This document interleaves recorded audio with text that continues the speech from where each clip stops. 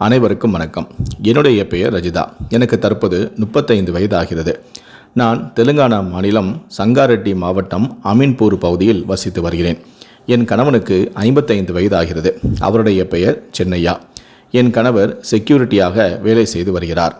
என் கணவனுடைய முதல் மனைவி இறந்து விட்டதால் வறுமையான குடும்பத்தில் பிறந்த என்னை அவர் இரண்டாவது தாரமாக திருமணம் செய்து கொண்டார். எங்களுக்கு கடந்த 12 ஆண்டுகளுக்கு முன்பு திருமணம் நடந்தது. அதன் பிறகு எனக்கு அடுத்தடுத்த வருடங்களில் குழந்தையும் பிறந்தது. எனக்கு தற்போது 3 ஆண் குழந்தைகளும் உள்ளது. எனக்கும் என் கணவனுக்கும் 20 வயதுகள் வித்தியாசம் என்பதால் தற்போது எங்களுக்கு இடையே தாம்பத்திய வாழ்க்கையில் இடைவெளியும் ஏற்பட்டிருக்கிறது.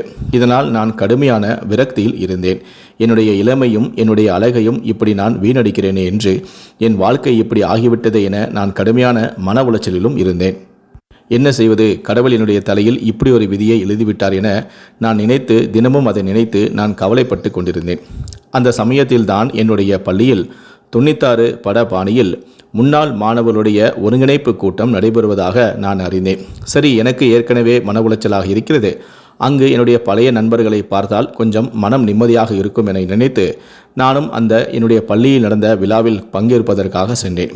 அப்போது என்னுடைய பள்ளியில் என்னுடன் 10ஆம் வகுப்பு படித்த அனைத்து மாணவ மாணவிகளும் அந்த கூட்டத்திற்கு வந்திருந்தார்கள். நானும் அனைவரையும் பார்த்து ரொம்ப சந்தோஷப்பட்டேன். என்னுடைய மன உளைச்சலும் கொஞ்சம் குறைந்த போது இருந்தது. அங்கு நடந்த விருது உபசரிப்பிலும் நான் கலந்து கொண்டேன். விதவிதமான உணவுகளும் இருந்தது. நானும் அதை அனைத்தையும் ரசித்து ருசித்து சாப்பிட்டேன். என் நண்பர்களுடன் சேர்ந்து ஒன்றாக புகைப்படங்களையும் நான் எடுத்துக்கொண்டேன். அப்போதுதான் என்னுடன் 10ஆம் வகுப்பு படித்த என்னுடைய தோழனான சிவகுமாரையும் நான் சந்தித்தேன். அவனும் பார்ப்பதற்கு ரொம்ப அழகாக இருந்தான். என்னையும் பார்த்து, அவன் நீ ரொம்ப அழகாக இருக்கிறாய், உனக்கு திருமணமாகி 3 குழந்தைகள் பெற்ற பிறகு கூட நீ இந்த அளவுக்கு அழகாக இருப்பாய் என்று நான் நம்பவில்லை.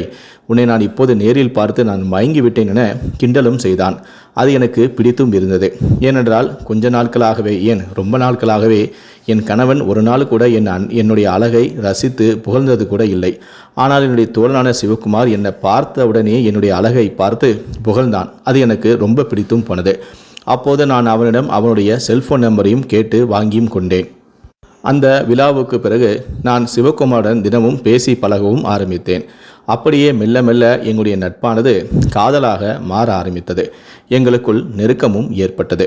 அதன் பிறகு சிவகுமார் என்னை, வெளியே வருகிறாயா, உன்னுடைய கணவன் தான் வேலைக்கு சென்று விட்டானே, நாம் எங்காவது சென்று விடலாம் என கூறினான்.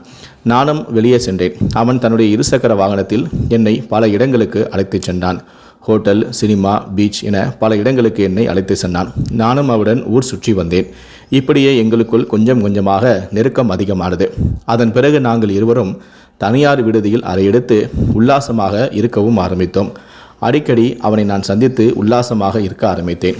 அப்போதுதான் நான் என் வாழ்க்கையவே வாழ ஆரம்பித்தேன். 20 வயது அதிகமான கணவனிடமிருந்து எந்தவித சுகமும் அனுபவிக்காமல் விரக்தியில் இருந்த எனக்கு சிவகுமாருடைய நட்பு ரொம்ப பிடித்திருந்தது. இதனால் நான் அவனுடன் அடிக்கடி உல்லாசமாக இருந்து என்னுடைய வாழ்க்கையை ரசித்து ருசித்து வாழ்ந்து கொண்டிருந்தேன். ஒரு கட்டத்தில் நான் என் கணவனான சென்னையாவையை பிரிந்து நான் சிவகுமாரை திருமணம் செய்து கொள்ளவும் ஆசைப்பட்டேன். இதற்காக என்னுடைய விருப்பத்தையும் நான் சிவகுமாரிடம் தெரிவித்தேன். என்னை நீ திருமணம் செய்து கொள்கிறாயா எனவும் நான் கேட்டேன். உடனே சிவகுமாரும், உனக்கு மட்டும் ஃபேமிலி இல்லைனா நான் இப்போவே உனக்கு தாலி கட்டிவிடுவேன் என நாங்கள் இருவரும் அறையில் உல்லாசமாக இருந்தபோது அவன் தெரிவித்தான். நானும் அவனிடம் அடிக்கடி என்னை திருமணம் செய்து கொள்வாயா என கேட்டுக்கொண்டே இருப்பேன். அப்போது அவன், உன் கணவன் குழந்தைகளை நீ விட்டுவிட்டு வந்தால் நான் உன்னை ஏற்றுக்கொள்கிறேன், தயார் எனவும் என்னுடைய காதலான சிவகுமார் என்னை கூறினான். ஆனால் இதனால் 2ஆம் தாரமாக 55 வயதான ஒரு நபருடன் வாழ்ந்து என்ன சுகத்தை கண்டோம் என வெறுத்து போன நான் சிவகுமாருடன் சேர்ந்து ஒரு புதிய வாழ்க்கையை தொடரலாம் என திட்டமிட்டேன். முதலில் நான் என்னுடைய குழந்தைகளை எல்லாம் விட்டுவிட்டு சிவகுமாருடன் ஓடிவிடலாம் என்று தான் நினைத்தேன்.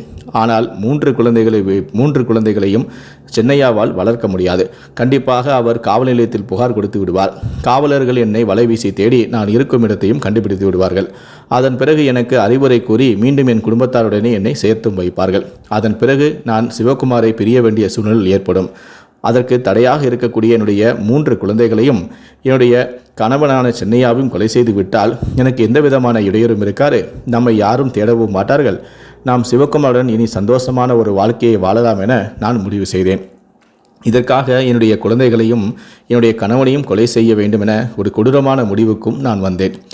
இதற்கு அடுத்த திட்டமாக நான் என்னுடைய குழந்தைகள் 3 பேருக்கும் என்னுடைய கணவனுக்கும் தயிர் சோற்றில் விஷத்தை கலந்து சாப்பிட கொடுத்தேன். அந்த சமயத்தில் வேலையை முடித்துவிட்டு வீட்டுக்கு வந்த என் கணவன சென்னையாவுக்கும் அதே தயிர் சாப்பாட்டை தான் நான் கொடுத்தேன். அவர் என்னது இன்னைக்கு வீட்டில் தயிர் சாப்பாடா, எனக்கு வேண்டவே வேண்டாம், நான் வெளியே போய் வேறு ஏதாவது சாப்பிட்டு வருகிறேன், எனக்கு தயிர் சூடு சாப்பிட இப்போ பிடிக்கவில்லை என்று அவர் வெளியே சென்று விட்டார். இது எனக்கு பெரிய ஏமாற்றமாக இருந்தது. சரி, முதலில் நாம் 3 குழந்தைகளையும் கொன்று விடுவோம், அதன் பிறகு என் கணவனையும் கொன்று விடலாம் என நான் முடிவு செய்து இப்போது நான் பின்வாங்கக்கூடாது என முடிவில் என் குழந்தைகளுக்கு எல்லாமே நான் தயிர் சாப்பாடை கொடுத்து சாப்பிடவும் சொன்னேன். என் குழந்தைகளும் அந்த தயிர் சாப்பாடை சாப்பிட்டார்கள். சாப்பிட்ட கொஞ்ச நேரத்திலேயே என் குழந்தைகளுக்கெல்லாம் கடுமையான வயிற்று வலியும் வாந்தியும் வந்தது. அப்போது திடீரென என்னுடைய கணவனும் வீட்டுக்கு வந்துவிட்டார். வீட்டுக்குள் என் குழந்தைகள் 3 பேருமே வயிற்று வலியால் துடித்து கொண்டிருந்தனர். என் கணவன் வந்ததை பார்த்து அவரை நம்ப வைப்பதற்காக நானும் நாடகமாடினேன். எனக்கும் வாந்தி வருவதாகவும் வயிற்று வலி கடுமையாக இருப்பதாகவும் கூறி அழுதேன். இதனால் அதிர்ச்சி அடைந்த என்னுடைய கணவன் எங்கள் அனைவருக்குமே ஃபுட் பாய்சன் ஆகிவிட்டதோ என்று எண்ணி உடனடியாக ஆம்புலன்ஸ் வரவழைத்து எங்கள் அனைவரையுமே மருத்துவமனைக்கு கூட்டிச் சென்றார். அங்கு சென்ற பிறகு என்னுடைய 3 குழந்தைகளையும் பரிசோதனை செய்த மருத்துவர்கள் என் 3 குழந்தைகளுமே இறந்து விட்டதாக தெரிவித்தார்கள். ஏன் இறக்காது, நான் விஷம் கடந்த உணவல்லவா அவர்களுக்கு கொடுத்தேன், அந்த உணவை நான் சாப்பிடவில்லை. இருந்தபோதிலும் நானும் சாப்பிட்டது போல நாடகமாடி எனக்கும் கடுமையான வயிறு வலிப்பதாக சொன்னேன். உடனடியாக அதே மருத்துவமனையில் என்னுடைய நாடகத்தை நம்பி என் கணவன் அந்த மருத்துவமனையிலேயே என்னையும் அனுமதித்தார். எனக்கு மருத்துவமனையில் தீவிரமான சிகிச்சையும் அளிக்கப்பட்டு வந்தது. இந்த தகவலை அறிந்த போலீசார் உடனடியாக மருத்துவமனைக்கு வந்து சந்தேக மரணம் என வழக்கு பதிவு செய்து விசாரணையை தொடங்கினார்கள். போலீசாருக்கு முதலில் என்னுடைய கணவனான சென்னையா மீது தான் சந்தேகம் ஏற்பட்டது. காரணம், என்னுடைய 3 குழந்தைகளும் இறந்து விட்டார்கள், நானும் தற்போது உயிருக்கு போராடி கொண்டு இருப்பதாக போலீசார்கள் நினைத்தார்கள். இதனால் போலீசாருடைய சந்தேகமானது சென்னையா மீது தான் திரும்பியது. அதன் பிறகு என்னுடைய கணவரிடம் விசாரணை செய்யும் போதுதான் என்னுடைய கணவர் போலீசாரிடம் நான் வேலையை முடித்து வீட்டிற்கு வந்தேன், அப்போது என்னுடைய மனைவி தயிர் சாதம் இருக்கு சாப்பிடுங்கள் என்று சொன்னால் எனக்கு தயிர் பிடிக்காது என்ற காரணத்தினால் நான் வெளியே சென்று சாப்பிட்டு வருகிறேன் என்று சொல்லிவிட்டு நான் வெளியே சாப்பிட்டு விட்டு மறுபடியும் வீட்டுக்கு சென்றபோது என் குழந்தைகள் அனைவருமே வயிற்று வலியாலும் என் மனைவியும் வயிற்று வலியாலும் துடித்து கொண்டிருந்தார். அதனால் அவர்கள் சாப்பிட்ட அந்த தயிர் சாதம் அவர்களுக்கு ஒத்துக்கொள்ளவில்லை. இது ஃபுட் பாய்சன் ஏதோ ஆகியிருக்க நினைத்து கொண்டு உடனடியாக அவர்களை நான் மருத்துவமனைக்கு அழைத்து வந்தேன். ஆனால் இங்கு வந்து பார்த்தபோது என்னுடைய 3 குழந்தைகளும் இறந்து விட்டார்கள். என் மனைவியும் தற்போது தீவிரமான சிகிச்சையில் அனுமதிக்கப்பட்டிருக்கிறார் என என் கணவனான சென்னையா போலீசாரிடம் கதறி அழுதார்.